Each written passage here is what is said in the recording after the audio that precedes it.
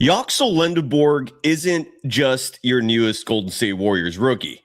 He's also your Summer League MVP. That was announced moments before we hit the live button on this program. Congratulations to Yaxel. I keep saying Yaxel, man.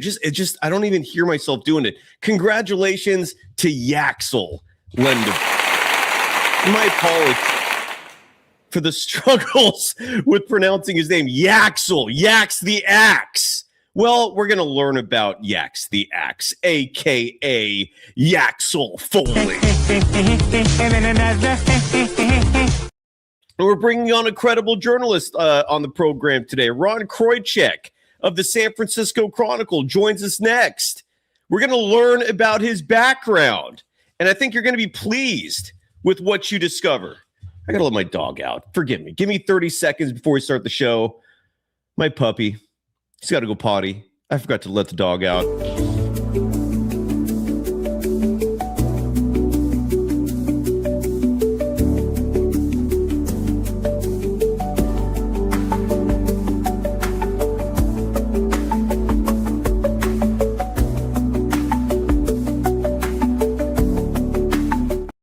We're back early. And this program, we're powered by FanDuel. We're powered by Sunrun. Click that link right there or in the description. Ron Kroichick joins us next here on Golden Days.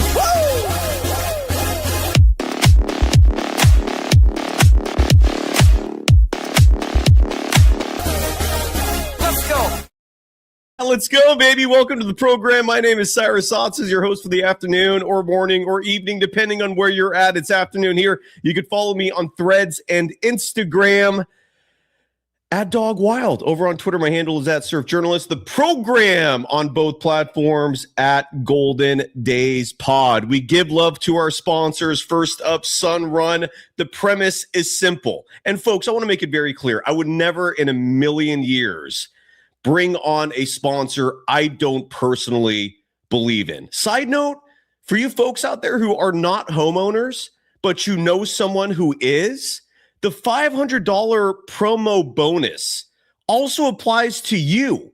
If you've got a mom or dad who is not powered by solar, put their information in on that website right there. Not only do they get $500, you get $500. Something tells me a lot of you need money in your pocket. It's that simple. There's no upfront costs. There's no power outages you have to worry about ever again. There's no increases in rates. Did you know in this past year, the average homeowner saw their electricity prices jump by 18%? That number is zero if you're powered by Sunrun. Simply click on the link right there. Click on the link in the description. Support the program. And by doing so, you support yourself by lowering monthly costs, by putting $500 in your pocket right away. Sunrun. Go check them out. And again, help yourself while being ethical. Do the smart thing. Partner with Sunrun. Today's episode also brought to you by FanDuel. And this gives me a good chance to bring on our guest for the afternoon, Ron Kroichick, because I could get him involved in this little promo here. You can follow Ron Kroichick on Twitter at Ron Kroichick. The last name has a Belichick feel to it. Something tells me similar ethnicity there. I could be mistaken on that. Ron, a pleasure. Absolutely stoked that you're joining the program today. Been a minute since we've seen each other in terms of a media setting like this. How are you doing today? I'm good. How are you? Doing all right, thank you. Really stoked you're joining us. And FanDuel, the official sports book of Golden Days and the Believe Network. Ron, I want to ask you this because the line has been dropped for the win total for the Warriors for the upcoming season. This is always one of the fun lines. We're going to do a whole show this summer on every team's over-under for win totals. And the Warriors number has been released. It's 40.5. This number can change clearly depending on the LeBron James news. If you want to call me a cynic, so be it. I don't think LeBron's coming. I will believe that when I see it. But 40.5 wins, that's below 500. What are your thoughts on that number, sir? And great to see you again. Likewise. I mean, it's hard to know, right? We don't know who they would. I mean, I agree with you. I don't think LeBron's coming. I mean, it's certainly possible, but I don't think it's likely to happen. I would like him to sign with somebody soon. Me too. This is becoming kind of ridiculous. Yes, agreed. I think we're officially at 3 weeks now, right? Today is 3 weeks. Four. No, it's 3, June 30th. Oh, it is? I only say 4 because I heard it on the ESPN show, but I'll take your word for it. He announced on the morning of June 30th that he was leaving the Lakers but returning. Unbelievable. I believe that was the first day of free agency. I'll take your word for it. I'm sorry. It's exactly 3 weeks today. Let's just say week 4 starts tomorrow, right? Sounds good. Too long either way. Yeah, exactly. Everything I heard in Vegas I was in Vegas for a few days last week for Summer League, and everything I heard was that most people are expecting something this week.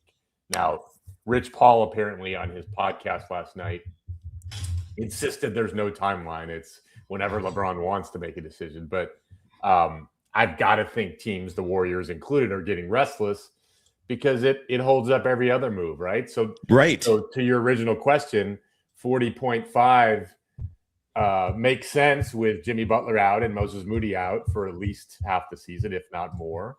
And given that they're kind of running it back with the same crew, the obvious difference is Yaxel Lendeborg.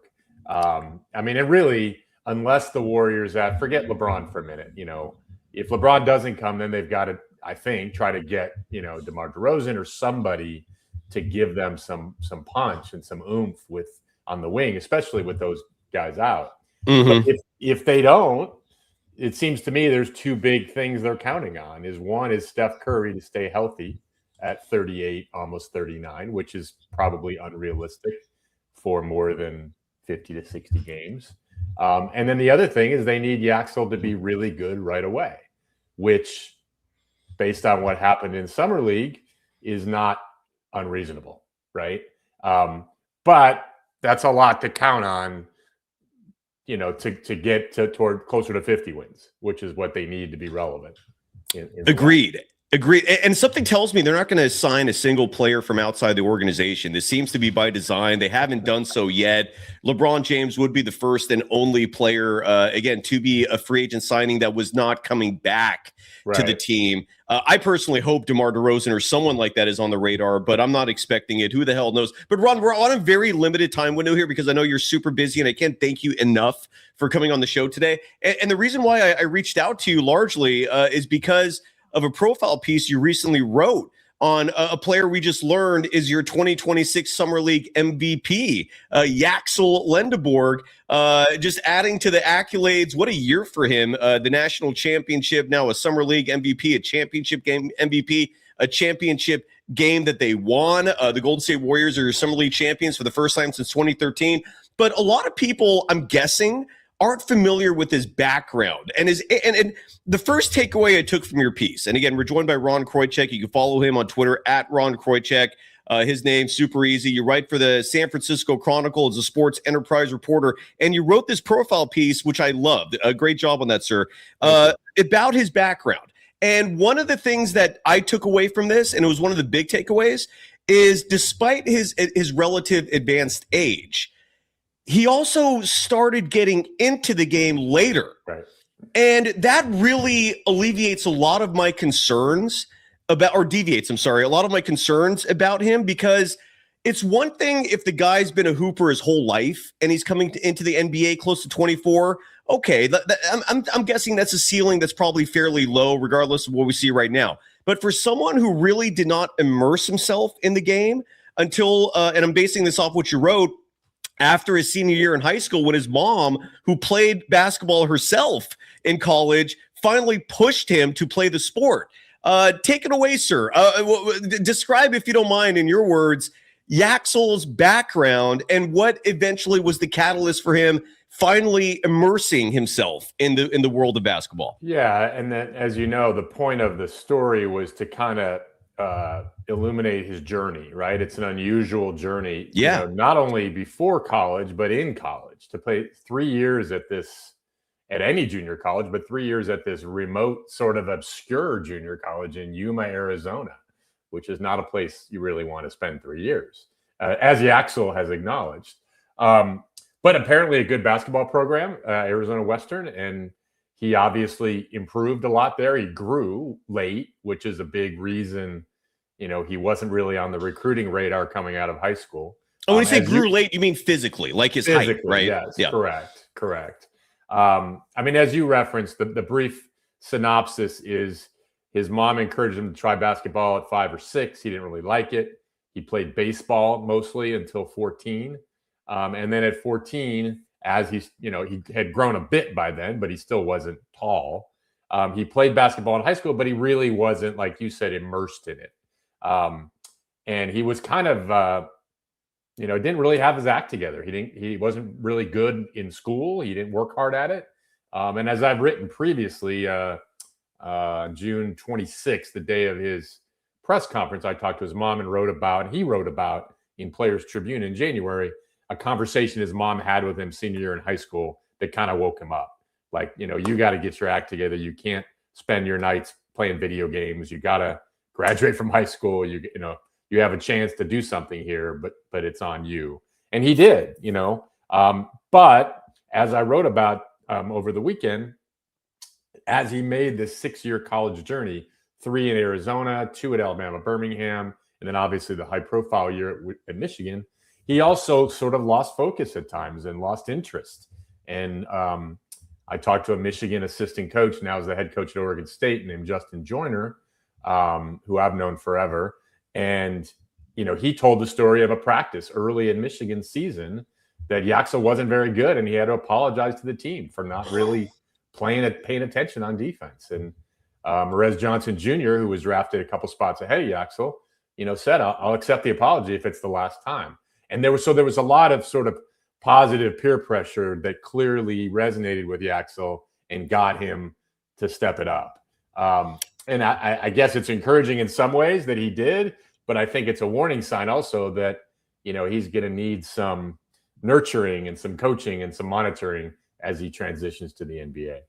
It's a fantastic piece because before I saw your tweet about it a couple days ago, and the moment I saw that, I was meaning to do my own research. I didn't know until you just said this that he also wrote a piece in the Players Tribune, which I imagine will provide some more insights. But that attribution from the former assistant coach referencing Merez Johnson, kind of calling out his teammate, and all of that was fantastic. Great writing, sir. That was I think a great piece. Nothing extensive, right? You don't have to spend 20 minutes reading this thing. It's an average sized piece that just chock full of details. And after you bounce out of here, because again, we only have limited time with you, I'm going to play some sound bites from Yaxel following the Summer League Championship. One in particular really stood out to me. He talked about his brief conversation he had with Stephen Curry and the one question he asked. And we'll play that sound later, but it reveals a lot about Yaxel's character and his ultimate striving for greatness. Just talk about his mom for a second. Did you actually talk to her for this piece? And remind the audience what her background is in basketball, because I think that is pertinent to a certain extent. Yeah, I didn't talk to her for the profile that was posted on Friday, but I talked to her at his introductory press conference on June 26th at Chase, 3 days after he got drafted. She was there. She's tall, as you'd expect. She played for the Dominican national team, is my understanding. Wow. And has always been very into basketball. And she was in Las Vegas wearing his jersey, so she's clearly engaged in this. But, I think she's obviously very important to him. And I think her motivational, role in all this is not to be understated. I think that got him on the path to Arizona Western and eventually to Alabama Birmingham and later on to Michigan. So yeah, there's definitely a family component to his journey. And Yaxel is fluent in Spanish in his post-game scrum that he did with the media. It was a very informal setting. He was standing. There was no podium, but he was taking questions. Right. And one of the questions was from a reporter, I think from the Dominican Republic. I could be mistaken on that, but it was back and forth in Spanish. And I was impressed, man. When you have more than one language ingrained in your memory, that alone is a sign of acumen. So that's encouraging, I think. Before you go, Ron, just a question that there's going to be no right or wrong answer here. This is just your opinion on things. The Draymond back and forth, and it seems lighthearted, but some fans are a little wary because of the track record, because of the history with Draymond and some youngsters, particularly another fellow Michigan alum. What are your thoughts? What's your takeaway on the back and forth? And if you don't mind answering this, and maybe you don't have an answer, why hasn't Draymond himself been made available in Vegas, or why hasn't he not reached out to Yaxel personally? Do you know any background about that? Well, they have traded texts, yeah, but I mean, Draymond's not in Vegas. Why would Draymond be in Vegas? Vegas is just for the rookies and the players playing. I mean, Draymond's obviously no, but Bam was there. Like you do see some stars showing up, right? Very few. Yeah. There were no, Draymond hasn't been there in years, and I don't think that's really an issue. I mean, it's their off season, but Draymond's vehicle obviously is his podcast, right? That's his microphone. And to answer your question, it is a little murky how serious he is, because this initially came up when he called Yaxel a liar, or specifically an effing liar for his he had said, I think on draft night, that Draymond didn't respond to his text, so there was some misinterpretation there. Apparently, Yaxel said he didn't respond to a specific question. Draymond did respond to the text. So it was kind of off on an awkward note. And Draymond clearly wasn't angry when he said that, but he also clearly wasn't joking. So it has been sort of hard to decipher. And the most recent thing, as you might know, is last week, Draymond said something about, I'm going to have to rein in the rookie a little bit. Yes. Yes. Well, and that was interesting because that came out on Thursday morning. And he was Draymond being Draymond at that point. But it was interesting because that came out on Thursday morning, and I had about 15 minutes one-on-one with Yaxel at the hotel on Thursday afternoon, like at noon. So just a few hours later. So obviously I asked him about that. And his response, as I wrote that day, was he wasn't sure how to take that. He wasn't really sure what that meant, that Draymond was eager for training camp to kind of rein in the rookie. So it is going to be interesting to see how that relationship develops. Draymond has been a good mentor to some young players, to Moses Moody, to Jonathan Kuminga. They've both said Draymond has been invaluable to them, but he obviously punched Jordan Poole. We all know that. We also know Jordan Poole went to Michigan, as did Yaxel Lendeborg. So who knows? I mean, maybe Draymond sees some of himself in Yaxel, because there's certainly some parallels in skill, a pass first forward. Yaxel's advertised as a big defensive guy. He wasn't great on defense in Vegas. I think he can be good on defense. But there's certainly some parallels in their game, and there's obviously parallels in their gregariousness or their outspokenness, right? Yaxel is a great quote. I mean, he is a terrific quote. Maybe even better than Draymond, because he can be funny. And, Draymond is really insightful and smart on basketball stuff. Obviously tries to be, or is kind of outlandish sometimes. Maybe sometimes. maybe just to magnify his podcast, right? Right. Or, outlandish just to be outlandish. But Draymond's they're both very smart people. Clearly, Draymond's very, very smart about basketball, about life. So it's going to be interesting, right? Because Draymond has that edge that we haven't seen in Yaxel. So how that meshes will be certainly something to watch in training camp and early in the season. Yeah, Yaxel definitely comes off as a media savant early in his career, relatively speaking, of course, given his age and experience. But he's definitely an extrovert. He's outgoing, communicates clearly, and I agree. I think a lot of it is just in jest with the rivalry and all that. Ron, I can't thank you enough. I know you're super busy and you got to run here, but have a great summer. Again, people can read your piece on the San Francisco Chronicle. It's a profile piece on new Warriors rookie and new 2026 Summer League MVP Yaxel Lendeborg. And people can follow you, Ron, on Twitter at Ron Kroichick. They can read your content with the San Francisco Chronicle. Anything else you want to mention or anything we forgot before we let you go, sir? All good, Cyrus. Thanks for having me. Thank you. I really appreciate this. And at the latest, I'll see you in Media Day. And if you don't mind, I'll reach out again at some point next time you write something that we'd love to pick your brain further on, if that's all right, man. Thank you. Sounds good. Enjoy. Thank you, sir. Thank you, you too. That's Ron Kroichick of the San Francisco Chronicle. We can't thank him enough for taking a brief moment out of his busy day to join the program. And the story is fantastic in the sense that you learn a lot more about Yaxel.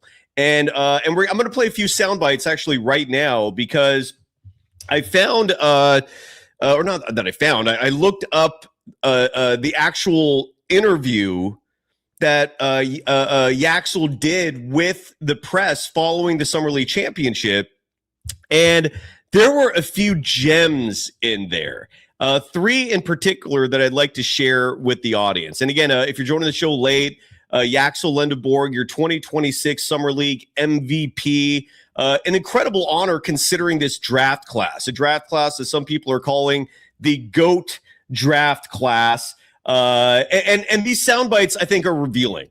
Again, I love this kid. I'm exalted that Yaxel is a part of the Golden State Warriors. This is an unbelievable first step toward the transition into the next phase of your Golden State Warriors. By the way, let's see Peter dance one more time for Yaxel. MVP, baby. MVP. Yaxel, I read the quote right after the Summer League Championship, and here's the audio of it. And yes, to pick a boogie, not pick a booger, that would have been funny. Pick a boogie, LNF, saying, I'm really excited. I'm really excited too. This kid, and by the way, on yesterday's show, I never actually revealed who I think Yaxel compares to this early in his career. And let me know if you think I'm completely off base saying this. I don't mind hearing from you folks if you think I'm crazy with this comparison. But I see Jason Tatum in this kid. It does break my heart a little bit that if Kuminga was still here, and granted, if Kuminga was here, who knows if Yaxel ends up on the Warriors. But Yaxel, JK could have been the Jaylen Brown. Yaxel could have been the Jason Tatum. I see a lot of Jason Tatum in this kid between the physical stature, the style of play, that three-point shot particularly. I mean, it's almost like a mirror reflection. Who the hell knows? That's just my early comp. And here is Yaxel talking about competing with fellow draft classmates, more specifically in this situation, Cam Boozer. I love the fact that Yaxel can recognize when the competition, their puckers are getting tight. Oh, this kid is something special already. Here's Yaxel. This was following the championship game. Enjoy. Down 10, I think, going into the fourth quarter. It seemed like you tried to step up, be a little bit more assertive, bring it home. What was the difference in the fourth? And their butts got tight, man. They puckered up, you know what I mean? So, I mean, some of us are built for the moment, some are, you know what I'm saying? So, when you get those opportunities like that and you go attack the moment, then you know you belong in that moment. So, I mean, just our spirit, our will, our like, desire to not lose is pretty much what helped us out there. Oh, Yax. Good shit, kid. Good effing shit. So that is, again, just the fact that he recognizes that is a special competitive spirit that you got to have to be aware of mental edges. That's a bonus for drafting a 23-year-old. And again, he, like, in terms of learning the game mentally, he's still young. He's still young. Like, this is not a guy who is a hoops lifer.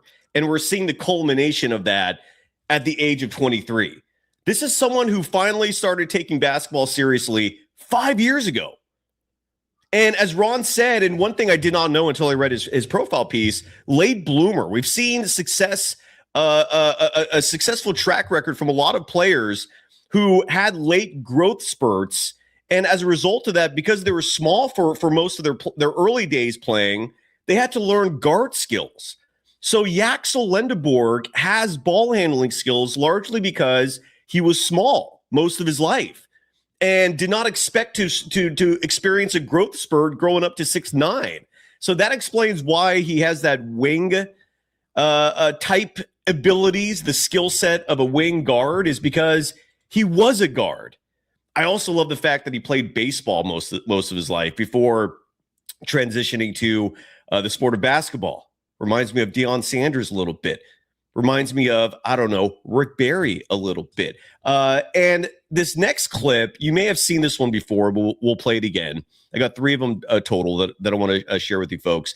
This is Yaxel Lendeborg talking about his back and forths with Draymond. Again, this was right after the Warriors won the Summer League championship. And Yaxel was asked about all the exchanges that his new teammate Draymond Green and himself have had. And let's listen to Yaxel. Hope I'm being more consistent now pronouncing his name properly. Not Yaxel. Yaxel. Yax the axe. Hammering that shit home. Here is Yaxel talking about his relationship with new teammate Draymond Green. About to join Steph and Draymond, guys who have won a lot. Do you feel like you made a good first impression with this run?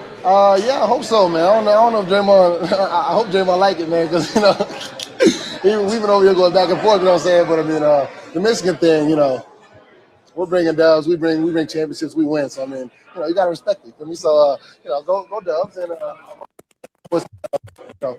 enjoy seeing what they saw, and when it comes time to play the regular season, hopefully they stay winning. Oh, they'll stay with you, kid. Don't worry. I'm not super concerned about all that.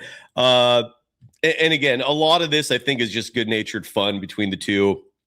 One final clip of Yaxel. I briefly mentioned this with Ron when he was on the show, and Yaxel Lendeborg talked about the one and only conversation he had with Stephen Curry.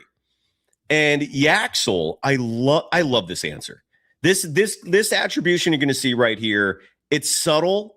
It may go over the head of a lot of people. Did not go over my head.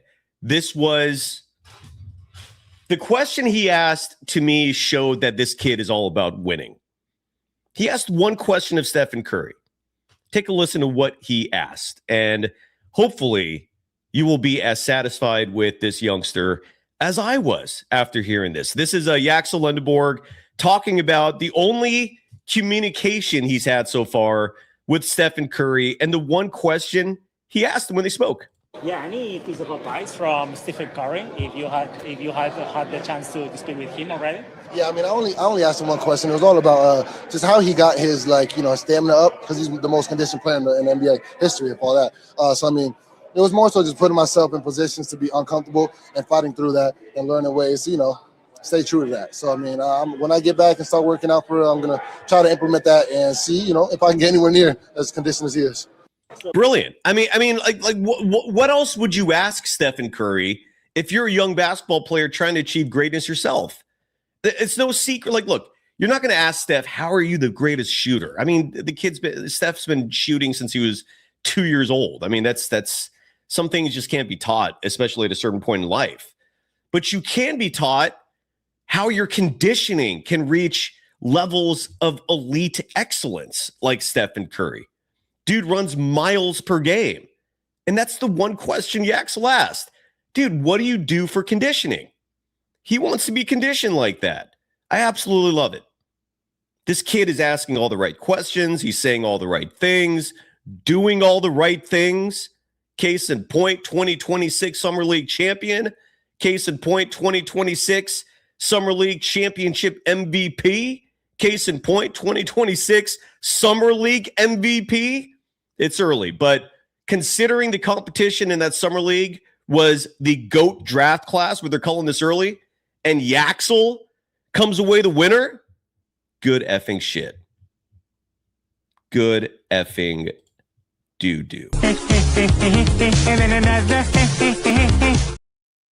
And his mom, again, a hooper, as we learned. I like that. I don't know what the situation is with his dad. The story did not go there. I've not looked it up. Maybe that'll be for another show. Maybe it's a story as tried and true as a whole bunch of other folks in this world who grow up with shitty and or non-existent fathers. Doesn't matter. Mom was there, still there, it seems like. And maybe the most encouraging part, this kid has a lot of room to grow. The ceiling is not as low as we may fear.